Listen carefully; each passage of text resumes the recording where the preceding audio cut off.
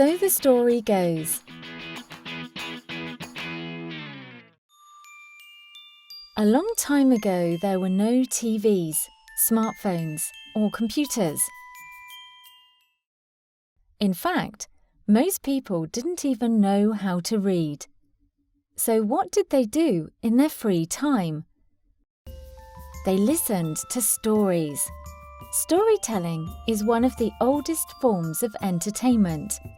Telling someone a story was, and still is, a way to feel close to others, to share memories and teach important lessons. Storytellers were like actors. They made the stories and characters exciting. They didn't read the stories, they remembered them. These stories connected the past with the present. This was important in cultures without a written language. Often, storytellers travelled from village to village and shared stories with others, bringing new stories back with them. People in different countries told stories in different ways. Some even used song and dance. These stories were usually about the same things. Tales of ordinary life, and more exciting stories filled with drama, comedy, and action. Love and adventures.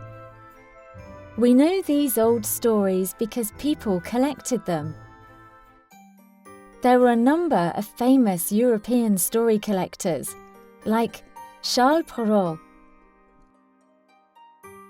He lived in France in the 17th century and wrote beautifully.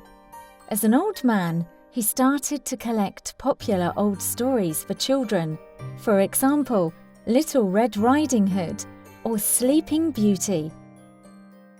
Jacob Grimm and his younger brother Wilhelm also collected stories. The brothers Grimm lived in Germany in the early 19th century. They loved listening to old stories and decided to write them in books so that nobody forgot them. They collected more than 200 stories. Their collection includes famous stories like Hansel and Gretel and Snow White. Many of these stories are very old, but they are still popular. Why? Because everyone likes a good story. What are your favourite stories?